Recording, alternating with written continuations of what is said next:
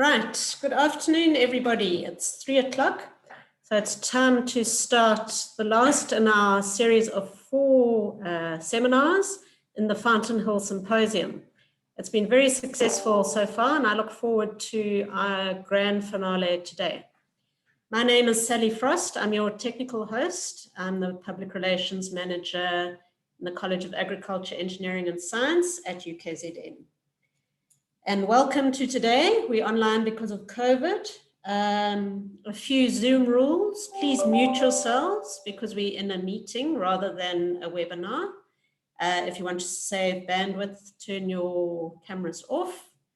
And the top right of your screen, you can toggle between speaker view and gallery view. I recommend speaker view to get the full impact of the presentations. My co-host, if I disappear into the ether, is Tanya Reinhardt, who will also help me with monitoring questions. Please pose questions in the chat facility. Our online host today, Sershen, is being brave, and he's also wanting some real live questions. So raise your hands when we come to that section, and we will get you to ask your questions live. We are being recorded, so we will post this afterwards. And I think that is all the beginning verbal. So let's move straight on into this afternoon, and our online host, CEO for the Institute of Natural Resources, Sershen Naidoo. Sershen, over to you.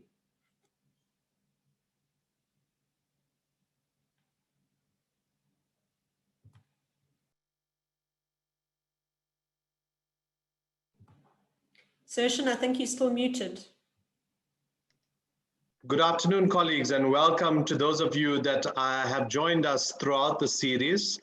As Sari alluded to, we are looking to have a grand finale in terms of bringing together a lot of the comments that emerged in the preceding sessions into some sort of tangible recommendations in this final session. So I'd like to begin with giving you some sort of scene setter. The symposium has focused on the theme of the impact of food, water, energy nexus on biodiversity. And it's not often that we try to understand biodiversity conservation in the context of the component of this nexus, which is energy. That's the focus of today's session. But what I would like for us to do, and that's why this is the only panel discussion in this symposium, is that I would like for us to bring in the other spokes in this wheel, which is food, water, together with energy, in terms of our understanding of this nexus on biodiversity. For many of you who have joined this session, you may not necessarily be biodiversity specialists, and this may not necessarily be part of your thought processes around understanding the nexus. And that's the rationale behind the choice of the theme for this symposium. The fact that we very often look at the nexus outside of the natural environment within which the activities associated with each component of the nexus are taking place. That said, when you try to understand the nexus in the context of biodiversity, what's very clear is that it's an extremely complex set of phenomena at play. And the best way in which I could put this across is that we are trying to watch a movie, right, that is a mashup of 5 different movies. And as the movie plays, whilst we get an understanding of the narrative, right, there are multiple narratives at play. And that's what this symposium has been thus far. We've talked about the food, the water, and today we talk about the energy aspects. And we began the symposium by talking about biodiversity conservation. And hopefully in today's discussion, we will bring all of this together in terms of understanding the impact of the nexus on biodiversity. But more importantly, rather than looking at our challenges, I invite the participants of today's session to provide some tangible recommendations in terms of how do we address these challenges. And there are a lot of postgraduate students in the session. There are a lot of researchers in the session, and the value of having practitioners, government officials, municipal managers, all of whom are part of today's session, is that we finally look towards action research in the context of this theme. So, in terms of nexus thinking, it's proving to be a very useful way of understanding and dealing with the interdependencies that exist within complex natural and human systems. All we're simply saying here is that you have groups of people that are trying to understand these natural and human systems, and by bringing them together, right, using this nexus thinking, we may be able to generate decisions which benefit some components of the nexus, right? But ideally, what we should be doing is that we should be looking at decisions that benefit all components of the nexus. Now, this is based on the fact that decisions which benefit some components of the nexus can have negative impacts on other components. And we saw this very nicely in the session on food and water. Identifying and quantifying these trade-offs between the different components of the nexus can lead to adaptation or mitigation measures that optimize the overall benefits and minimize impact. I think there's very little possibility of removing all impact. But what nexus thinking can do is allow us to minimize these impacts. Now, future pressures such as climate change also enter the fold, and these need to be considered, which is what brings us to today's session.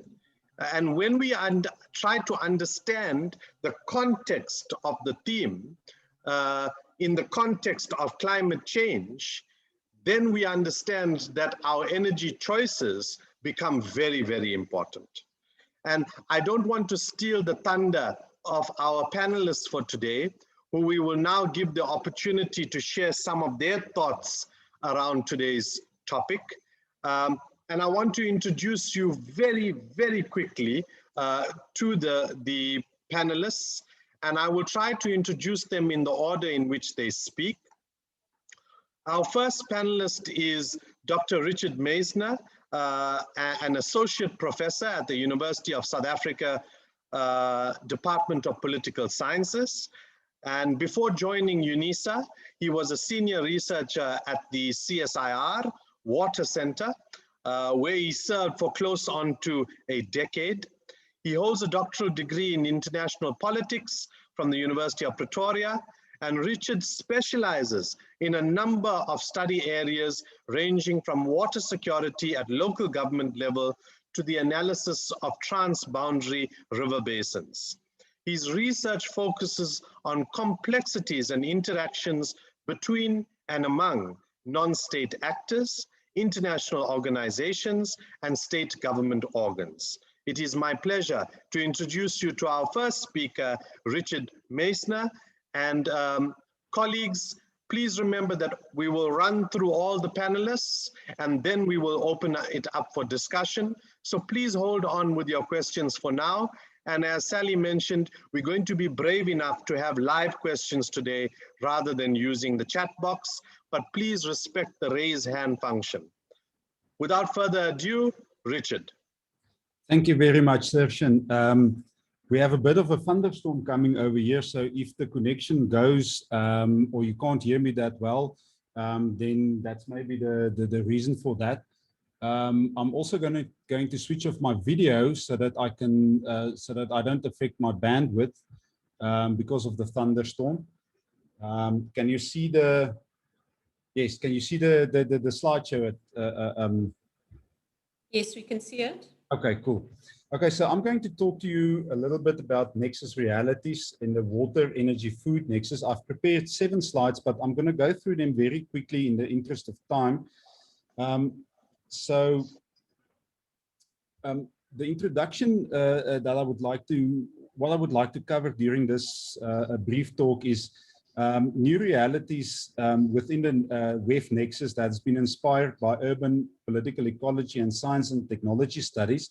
And this is based on a paper that I wrote with some German colleagues back in 2019 and which will be published shortly. And in that paper that we base our thinking on urban political ecology and science and technology studies, we argue that there is no one-size-fits-all nexus concept, although at this point in time, it appears as if that is the case, where you have a one-size-fits-all concept, especially when one think about the WEF nexus at a grand scale, in other words, a country scale or a province or even within a municipality. But it can also be within a community. It can be a nexus can also can also manifest there. Now, practices reconfigure nexuses dynamically and over time, and that is why there is no one-size-fits-all nexus concept, and I will try to illustrate this with a case in point. Okay, so the current nexus thinking is that water, energy, and food are interlinked centers and cannot be appreciated nor governed independently. And resource scarcity and security discourses influences the nexus thinking. In other words, it's all about water security or food security and the scarcity thereof. The nexus addresses security threats to humanity at this point in time, yet it masks the uneven patterns of resource insecurity. The nexus currently the nexus is produced and reproduced through neoliberal technopolitics and Eurocentric developmental politics.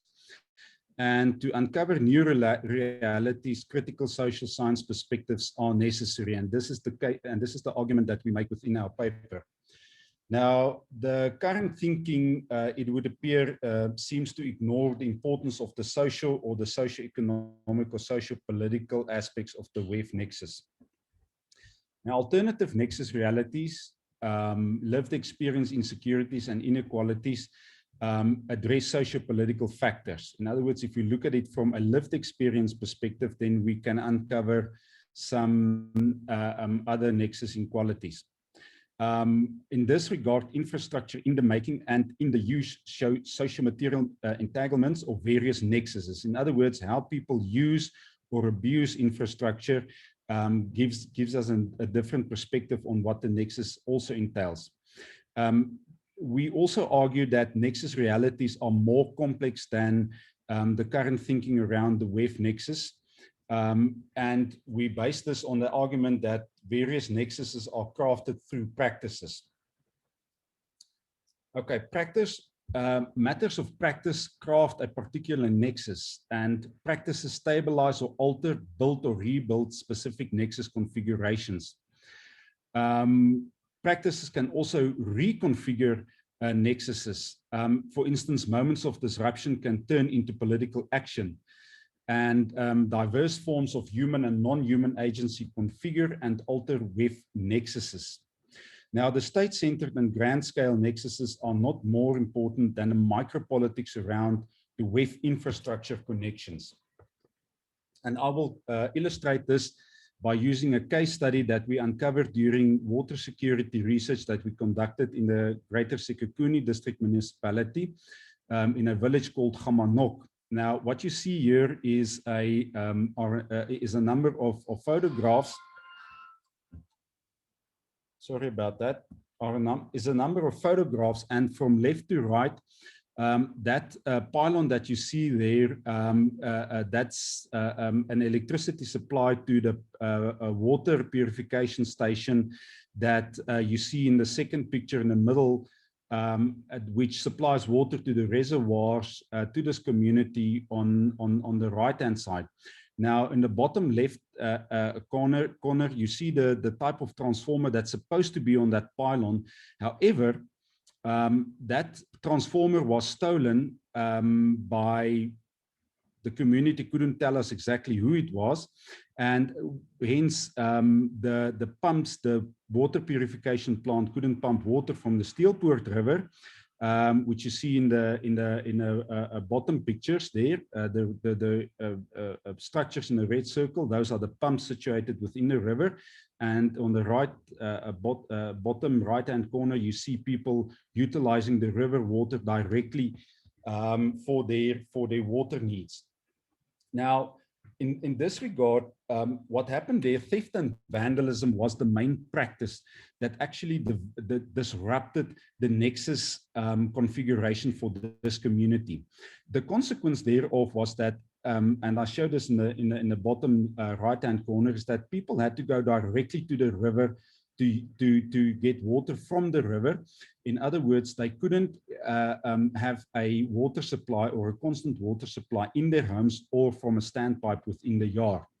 And one of the unintended consequences was that, and these are, and the community members, the majority of them were women, they were then exposed to all sorts of risks, not only environmental risks, but also risks emanating from other community members, especially criminals. Environmental risks included, first of all, the river water not being potable, since there were a number of not malfunctioning wastewater treatment works upstream. They were also exposed to snake bites. Gamanok is situated near Burgersfort in Mpumalanga province, and that's Black Mamba country. And they were also, some of the women also reported scorpion stings. And then some of them also said that they were afraid to go down to the river, which was about 2.5 kilometers from the village, because they were afraid that they might be abducted or accosted and even ran the risk of violent sexual crime. So we see here that what can happen when energy gets disrupted, and how insecurities within the WEF nexus can have a debilitating impact on a collectivity when there is a practice or an illicit practice where a transformer gets stolen. And our intervention, this happened when I was still with the CSIR, was to get the community together and propose that they set up a community police forum. And also, we also helped them to contact Eskom, and Eskom replaced the transformer, which you see on the pylon on the right-hand picture, a couple of days later. And a couple of months later, I visited that site, that same site, and there were no people using water directly from the river, because the purification plant was able to supply water to the community. So in short, and just to reiterate, complex nexus realities can be complex. They're not as and they're not a one size fits all, and various practices, either for the better or for the worse, can affect WEF nexus configurations, as we've seen from the case study. And it can, and through political action, people can reconfigure the WEF nexus to a stable state, or to a state to what it was before. And with that, thank you very much for listening. Thank you, Richard. Real food for thought, highlighting the complexities again of nexus thinking and looking at these WEF nexuses. But particularly valuable in the case study that you shared with us, which I think brings us to the South African reality. And hopefully in the discussion, this would spur some thoughts around other case studies which we could use as researchers, as practitioners, to try to find solutions. I want to now hand over to Dr. Suveshnee Munien from UKZN, who I'm sure is going to offer us a slightly different perspective, in that she is an environmental science lecturer with specializations in remote sensing, forest health, and having completed a PhD in renewable energy and development. Her interests have now broadened to unpack the human environment nexus, to better understand environmental sustainability and vulnerability from natural and social perspectives. Her research projects include studies on household energy behavior, the application of renewable and solar thermal technologies in the domestic sector, socio-hydrological vulnerability, and rural development. And she is a part of a number of multi-country projects on health, environment, and food systems, or the Sustainable Healthy Environment and Food Systems Program, known as CHEFS, where she's looking at environmental and social impacts of climate-related threats to agricultural systems among smallholder farmers. Welcome, Suveshnee, and very interested to look at your perspective today. Hi, everybody, and thank you for the opportunity. I'm going to turn my video off because we seem to have a problem with the bandwidth. So hopefully that's better. Yeah, thanks for the opportunity, and I hope to share to this or add to this platform some insights on from the energy perspective. I have to admit, I didn't go in depth into the energy discussion because I was hoping that, you know, we could start talking about some of the major issues and challenges that ensue. So without delay, so if we're looking at the South African energy sector, we see that, just there we go. So just by looking at how far we've come and what we've achieved since 1996, at face value, it's pretty impressive. Our electrification rates have extended close to 90%. Or is it? Are we getting the full picture with these statistics? If this is truly the case, why are we still dealing with issues such as energy poverty, and why is this on the increase and the rise within many centers, including rural and more recently in urban centers? So even though we've made significant strides in extending the national grid, energy is still financially inaccessible to most households. And even though the infrastructure may be present, many households are hybrid energy users. That is, they will switch back and forth between modern and traditional energy sources.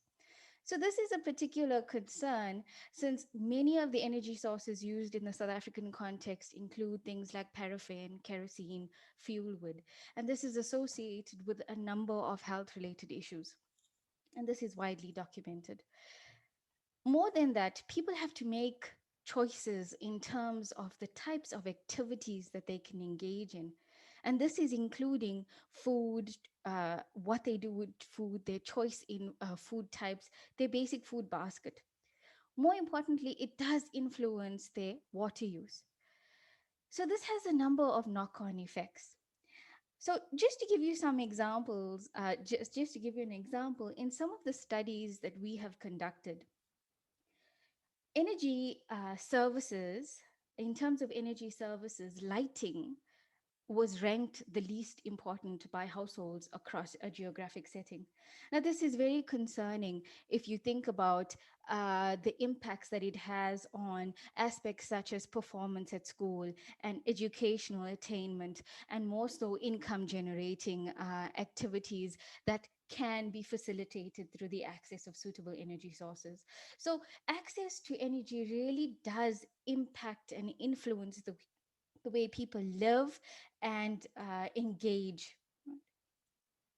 So, you know, very often under these contexts, as mentioned by Prof earlier, women and children are disproportionately burdened by limited access to sufficient, affordable, and modern sources of energy. Whilst energy access is a basic human right, we in South Africa rely heavily on coal, and this is not sustainable. So clearly there must be some change. More so with the political instability and the unstable supply with electricity, especially with load shedding, you know, we have to consider alternate sources. And in this regard, now we know that South Africa is a very diverse country, socioeconomically, ecologically, climatically, and in terms of the terrain. So this does call for context-specific solutions. We can't have a cap-fits-all kind of scenario.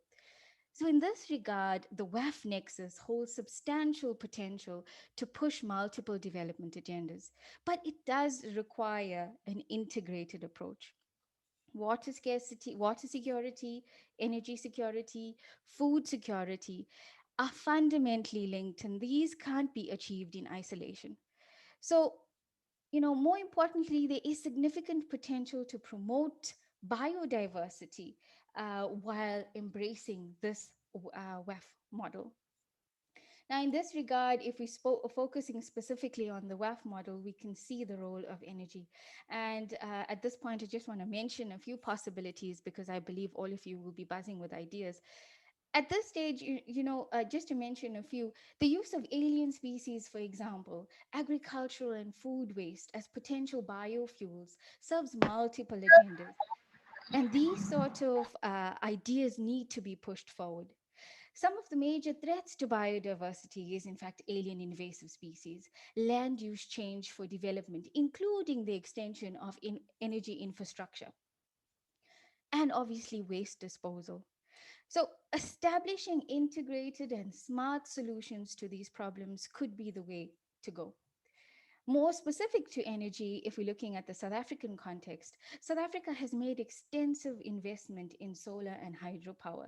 Now, if we are quite strategic about the way in which we action this, improving river health, for example, has the capability of serving both ends of the spectrum. We can maintain the capacity to generate enough kilowatt hours, but also preserve ecological diversity and health. So there are several examples that I could pitch today and that I could throw around for you. But at this juncture, I also want to alert us to the several challenges that plague this context. So these include a number of implementation issues, the lack of political will, the lack of political backing, and continuous support for some of these projects. In much of the work that we've done, especially in the local municipalities, one of the greatest failures to extend renewable energy consumption or use within the domestic sector has been the fact that there has been no support once the project is established. So that continuous support needs to be prevalent in order for us to do justice to this nexus. And with that, I hope, one more thing that I should mention, in fact, in that is that, you know, there seems to be an unfair focus on the poor and low income groups when pushing the sustainability agenda. For some reason, we don't have as much focus on middle and upper income groups when it comes to embracing renewable and solar technologies. And I hope that this has sort of intrigued some of our interest or created a spark for further discussion. So with that, thanks again for the opportunity, and I look forward to your questions.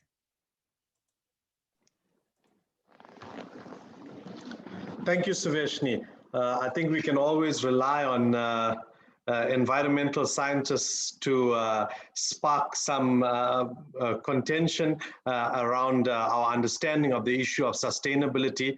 And it brings to mind some interesting comments that were made a while ago by Greenpeace and others around the fact that is sustainability something that is being thrust upon the poor rather than something that should be demanded from the rich. I think with that said, I want to bring on board somebody that has been at the center of that sort of argument for some time. And somebody who's been at the coalface in terms of the design and implementation of policy around some of these issues. Mr. Mark Gordon, who has been employed in the South African public service as a senior manager for more than 25 years in all spheres of government and in several provinces, as well as in the private sector, within the environmental, water, energy, infrastructure, and development planning sectors. He's been involved and led the development of several innovative initiatives, including pioneering the Renewable Energy Development Program in South Africa, including the Integrated Resource Plan of 2010 on electricity, the Integrated Energy Plan, the Renewable Energy White Paper, the Renewable Energy IPP Development Program, technology roadmaps and master plans, and he's led the discourse on South Africa's transition towards a circular economy approach for some time now. Mark has participated as a keynote speaker in several forums and on several international conferences, and it is my pleasure to introduce him in his present capacity as the CEO of Essentia Global Consulting, presently based in Pretoria. Mr. Mark Gordon, it's my pleasure to ask you to wrap up the panelists' contributions to the session, and I can already see some interesting questions emerging in the chat box. Thank you very much, Dr. Sershen. I hope you can hear me loud and clearly. We can. Thank you. Thank you. Thank you very much for the opportunity. I think right up front, I must commend you guys for the wonderful discourse so far and the seminars that's been really provoking a lot of academic thought and discourse. I think I'm going to share a lot of experiences, as you've articulated there, mainly from my experiences in the private sector as well as in the public sector around policy formulation, but also my experience around dealing with nexus thinking, such as sustainable development. And maybe I should tell you now why I doubt sometimes why it does not work. So I think upfront, some of the global drivers that initiate some of the thinking is around climate change, geopolitics, the global economy, global pandemics like COVID has offered us an opportunity to rethink some of our policies, to reset in terms of going back to some default thinking.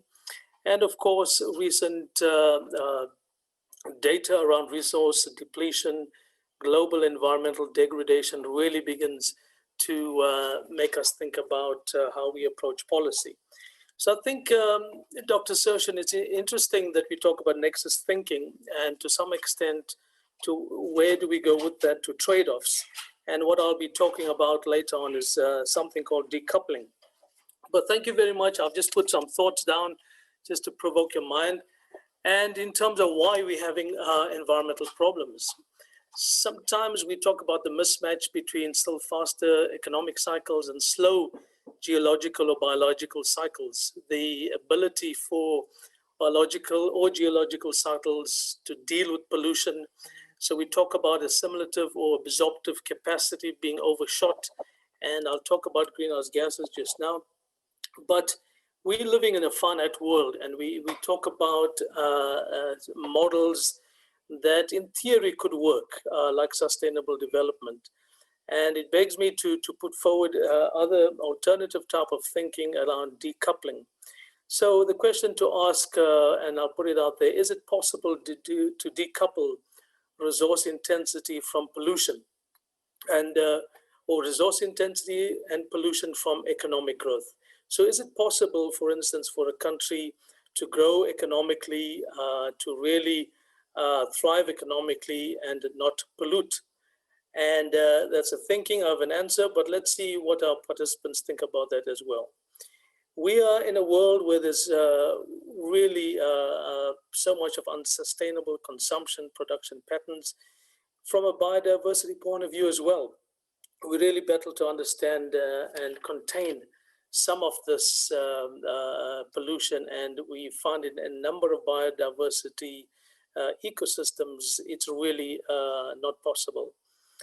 So the question is, has our assimilative capacity been overshot when we talk about bioaccumulation? For instance, when the one I really want to mention, and often we talk about greenhouse gases or sulfur dioxide from our coal thermal plants. But for instance, mercury, which is the one that's really produced the highest amount from Eskom power stations. And everyone knows mercury is a neurotoxin, and we have a massive atmospheric fallout of mercury in South Africa from coal plants.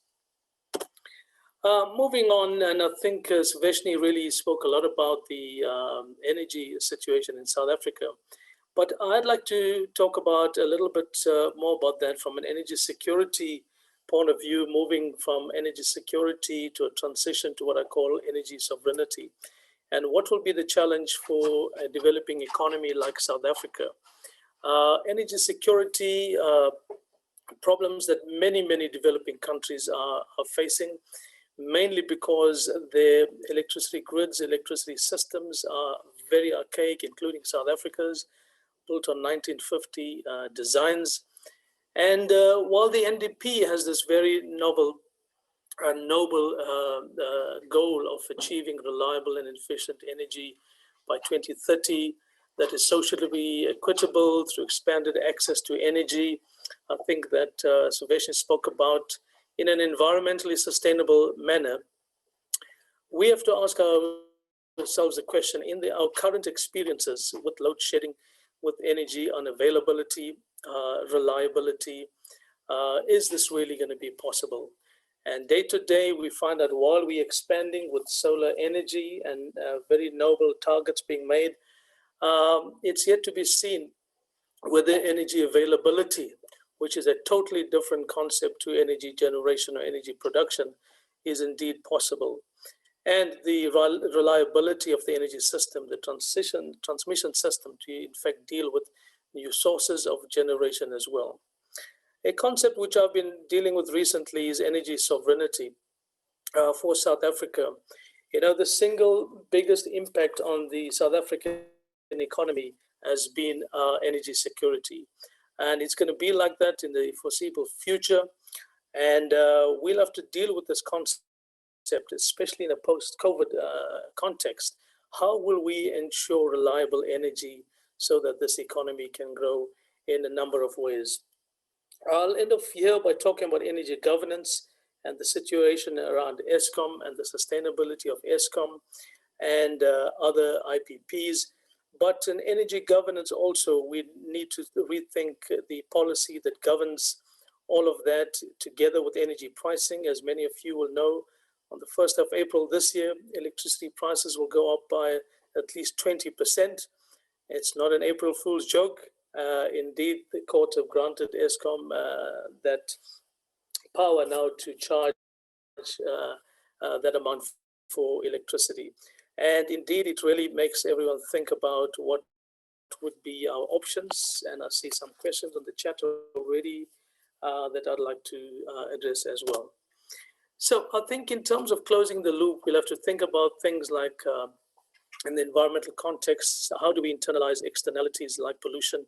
To what extent do we mainstream the polluter pays principle into the formal economy? And how do we deal with vertical integration in the economic structure of South Africa going forward? To what extent could we adopt a coherent package of mitigation and adaptation measures from a climate change perspective? And how do we ensure that we do not get locked into inefficient energy production technologies? So whatever the choices are going forward, when I was involved with the formulation of the IRP 2010, at that stage, there was a big debate around nuclear. If we'd taken a decision, we would have got locked into a very, very big nuclear program. And so similarly, we have to really think of the technologies we will be adopting in the future. And of course, the trade-offs. And in terms of understanding trade-offs, I'll have to talk about sustainable development. We coined this term from 1987, and where we said it was possible to balance the environment with social equity and with the economic production. I've been involved in a number of decisions on EIAs, for instance, and often have to ask the question, do we adopt a biased approach or do we have to adopt a balanced approach? Is sustainable development really possible in terms of nexus thinking, balanced thinking, or do we have to look at another term called sustaining development in a developing economy context, and also in what I call a decoupling kind of thinking? Just to show you very quickly the evolution of technologies from the 1800s, in fact, and to how the world has evolved to a point where we're thinking in the 21st century, renewable energies, and what has been the journey to come so far.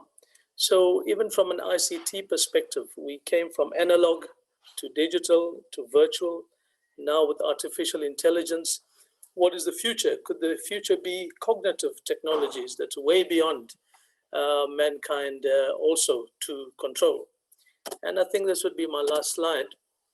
In terms of the thinking around leapfrogging beyond even technology, current conventional policy, beyond default settings, what would be the evolution and responsiveness of current policy instruments? What are the key vectors and levers to enable this energy transition to a more modern, smart, affordable, easily accessible energy system? And the 3 Ds, which I often talk about, the first one being to decarbonize from a climate point of view, detoxifying from a pollution point of view, dematerializing from a resource efficiency point of view, and decoupling almost from a nexus thinking, systemic point of view, that we'll have to clearly decide in terms of what the biases would be, both from a policy perspective as well as from a sovereignty, country autonomy perspective. And of course, the future policy framework and technologies that would drive that, and this ability and opportunity to start rethinking. And I see a lot of smart people around the forum and platform today, to rethink, to redesign, to re-engineer, to talk about things from a systems thinking point of view, and to rethink the role of green technology and circular economy models and that kind of thinking going forward. So thank you, Dr. Sershen. I think I'll leave it here for now, and we'll take questions as we move forward. Thank you very much. Thank you, Mr. Gordon, and stop calling me Dr. Sershen. I think most people on this forum understand that I'm just Sershen, but thank you.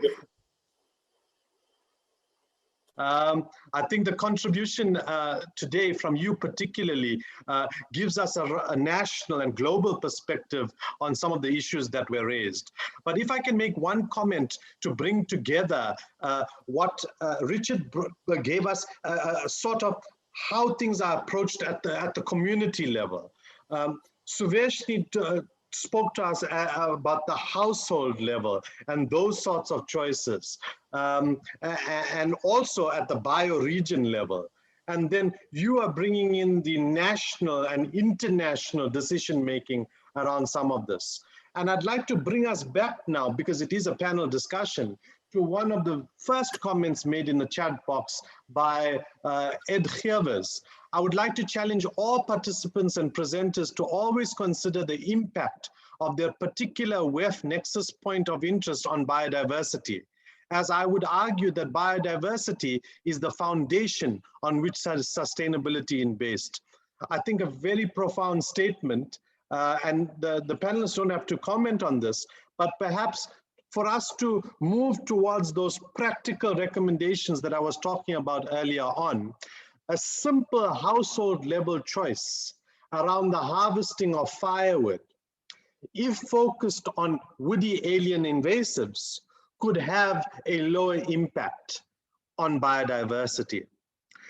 A choice around fracking and the practice offshore could lead to massive impacts of our marine biodiversity and marine protected areas. Simple choices around the spatial planning of hydroelectric plants, right, could mitigate the impacts on our freshwater systems and the biodiversity they hold. So I'd like to move our discussion in that direction as to more solution rather than problem-based. I'm going to keep quiet for now, and I'm going to move to our first question. Question for Dr. Suveshnee. Where is the SADC region in South Africa's WEF nexus thinking? I would think that the WEF security is impossible without a regional approach, given shared water, groundwater resources, and seasonal rainfall programs. The Southern African Power Pool attempts to integrate a regional energy grid. Is this a way forward? And I'd just like to throw in the mix there what is happening in the Sudan region at the moment around the damming of water. So, Suveshnee, your comments? Yes, just to reiterate what I've said in the chat, you are absolutely right. Without that kind of thinking, without the transnational agreements, especially since most of our resources are shared, WEF will never push forth in, or will never be as penetrative as we want it to be. So there must be some sort of, collaboration. Even the idea that we want to push the whole renewable energy in our silo, within our own countries, without considering that Africa as a whole has huge potential and could make significant differences in terms of our carbon reductions, climate change mitigation. Yet, as African countries, we continue this drudgery in our silos and try to make a difference in isolation. That's one example. But just to add to that earlier comment, a lot of these transnational agreements, a lot of that requires foresight. It requires political backing. It requires political will. And I'm not sure if, we seeing enough of that within that region. Thank you, Suveshnee. I'm going to ask the other panelists to come in on that question as well. But perhaps if I could throw something in the mix, if we are having difficulties around vaccine sharing, how do we get to the stage of energy sharing and resource sharing in the region?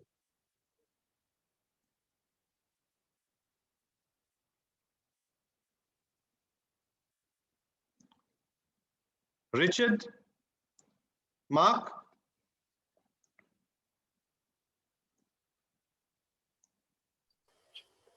Hi, maybe I can come in here. Yeah, I think in terms of the South African Power Pool, also it's been, discussed and debated for many, many years.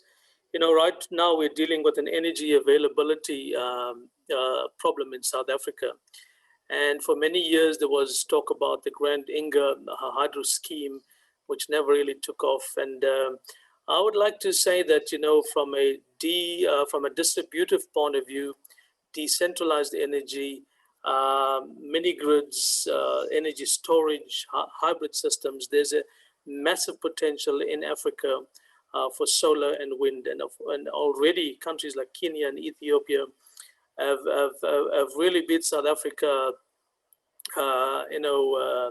in terms of how they've gone in a massive deployment of wind and solar technology. So this has really taken off in Africa. In South Africa, with the abundance of energy, with sunshine and all of that, the issue is not that. The issue is our energy system, the grid, the transmission system, and a lot of energy governance issues. So for me, it's about priorities also in terms of how we start, affording access to communities using different technologies, and there have been many initiatives around renewable energy for communities, and it's really possible that it could work on scale in South Africa as it has been working in many parts of Africa already. Thank you. Thank you, Mark. I'm going to move on in the interest of time. I really want to maximize. There's some really rich dialogue that's emerging in the chat box. Caroline, for the benefit of the participants, is part of an NGO, and they are willing to pilot some of these interventions. So for those of you who would be interested in that sort of approach of piloting things to generate learnings, please do contact Caroline. Larry has brought to our attention a publication of theirs, a book which speaks to a lot of the comments and the way in which the WEF Nexus is being conceptualized and markets that people are missing. So he's given us the link for that book. So we have some comments that are also emerging around municipal practices and the fact that there are economic barriers to some of the choices that we would need to make around renewables. Richard, would you like to come in there? Yes, yeah. Yes, sure. You just spoke about economic barriers, and previously the comment about the Southern African power pool and how we can harness, for instance, hydroelectricity in terms of Inga Dam and things like that. I think we also need to look at the politics or political barriers, and political barriers do not always stem from states or international organizations like SADC. Just quickly, a friend and colleague of mine, Jeroen Warner, we've been writing we will be publishing a paper on the involvement or the para-diplomacy that indigenous peoples initiated in opposition to the Baines or Orokavi Dam on the Kunene River. Now, for many years, the Namibian government has been trying to build another hydroelectric power station on the Kunene River. They first started off with the Ipupa Dam in the early 1990s. With feasibility studies, and indigenous communities and peoples, they were opposed to that dam. And then they shelved the plan for the Ipupa Dam, and then decided they will go for the Orokavi Dam because it is less environmentally disruptive. And again, indigenous communities opposed the dam. But the dynamics around communal interest groups opposing large hydropower projects can also, that's another reality that one should take into consideration when talking about renewable energy and the Southern African power pool and, the sharing of electricity within SADC, because actions from them can delay for this.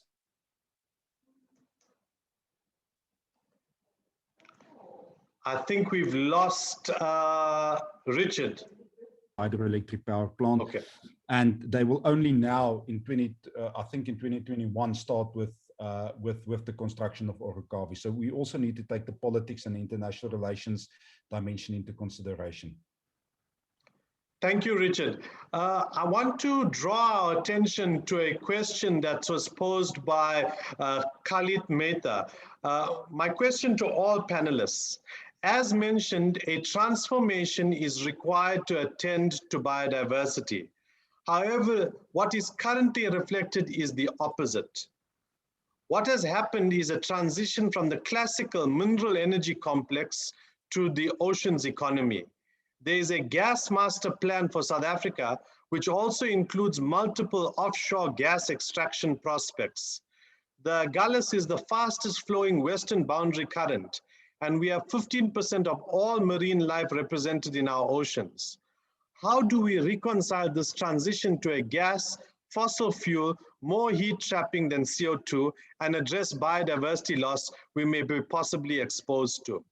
And I would like for us to think about the fact that we as a country are faced by developmental as well as environmental pressures. And perhaps we can look at this question in that context, panelists.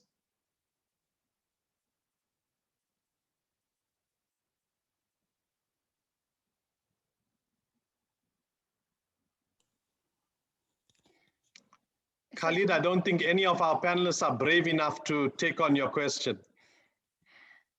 I'll try and attempt something. Okay. Yeah, it's just more from an experience. I think we were involved in terms of the call from the Department of Energy. And you're quite right, there is a gas master plan, and there's in the energy plan for South Africa, our move to gas is being seriously looked at with a lot of focus recently because of the energy security problem that we're having.